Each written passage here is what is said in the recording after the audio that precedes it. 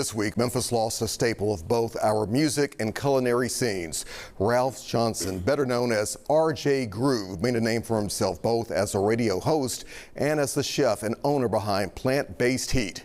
As we reflect on this impact, we're joined now by two men who knew him best, fellow radio host Stan Beale and Memphis Rainbow PUSH Coalition President Dr. Joseph Kiles. Gentlemen, thank you for being here today. Thank you, We do Alex. appreciate it. Good to see you both. We wish it was under different circumstances. But Stan, let's begin with you. A lot of us knew R.J. Groove. We knew the voice. We knew the energy. We knew the personality. But who was the man behind the mic? A young man who came to the radio station with energy, enthusiasm. He wanted an opportunity, not only because he had been in the streets doing the night scene, Alex, but he wanted a shot at being on the airwaves. And when I saw RJ, I said, you know what? He kind of reminds me of me with that energy and that enthusiasm, and he wanted to get in there and make a difference. So he tackled radio. We trained him. I would say 89, maybe 90, I guess, at K97. Yes. Back then, the big station. Remember it well. The big station. And he came in there, man. He never looked back, man. He hit the airways doing his thing, had intros, and he would mix in the evening time when he got off the air. He would mix, man. He's just an incredible talent. He took it to another level. Joseph, what made him that trusted voice? I think his drive. I met him when we were 13 years old at Whitehaven High School, student athletes playing under the guidance of Stan Collins, the legendary coach.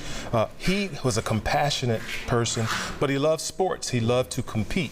And I think about his ability to be a brand. RJ created a brand before there was branding agents out there.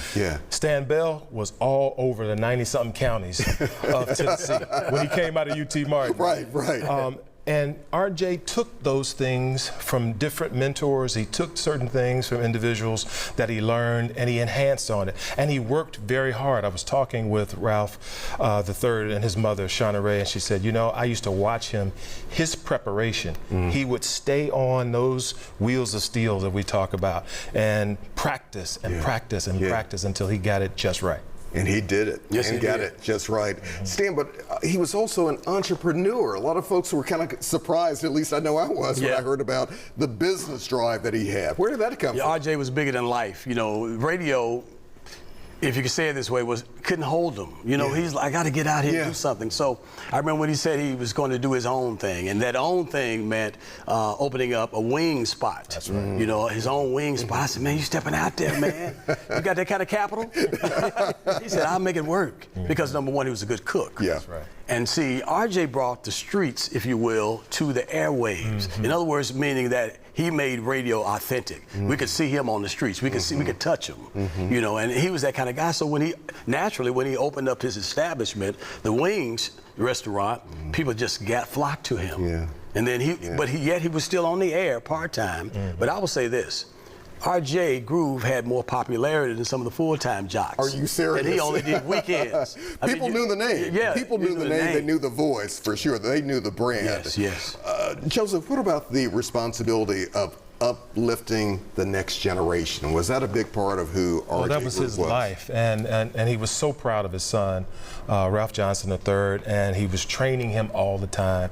Ralph was an excellent student, went to school, played football, college football, graduated, and his father was always teaching him about the business of entertainment. But Ralph did some interesting things in terms of whether it was hip hop, R&B, and then he made a transition. He went into gospel music and inspirational music, and he took that same crowd with him. He was ministering to his congregation. And I think about two things. One, the fact that he was such an extrovert, but when he was by himself, he was a quiet, and he was thinking all the time. And one time we had an event, he would call and say, Joseph, I got an opportunity. And I said, what is it? I'm with you, let's go. He started reggae nights at 616, and we did that for about 6 months. We had a little conflict with the owners. They wanted to change the nature of the deal, and we left that night. And in 2 months, he had a lease for a new building, and he called it the Groove Train. And so sometimes God will take you through some difficult points in order to elevate you, and he understood that. Stan, remembering the man behind the name, how do you see that?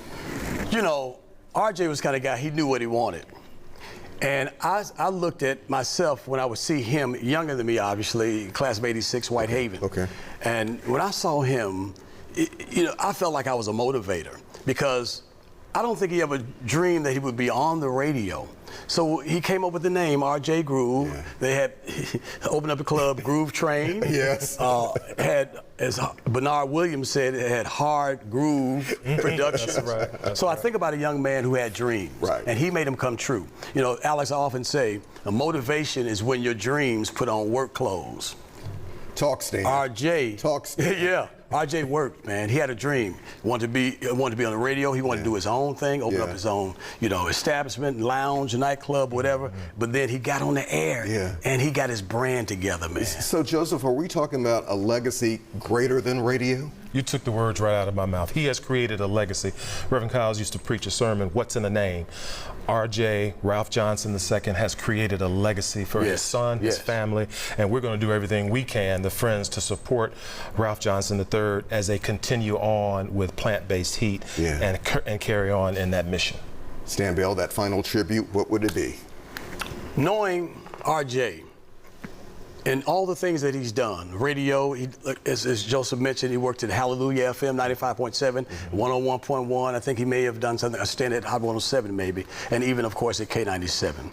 RJ, what he means to me, and in his name, like Joseph said, once a name, always a threat. We will forever remember RJ Groove. So if you aim at nothing, you'll hit it every time.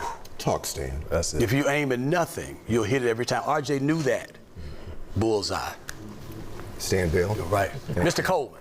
Dr. Thank you, Joseph Mr. Coleman. Kyles. Thank you, sir. Good to see you both. Just a roll call. Take us a break. What camera on? Just a roll call. Just a roll call. What's up, y'all? What you got to say? Who's on the micro raft today? RJ's in the house. Now he's in the house of the Lord. Wow, look at that. Rest peacefully. Back in a moment. 43 years.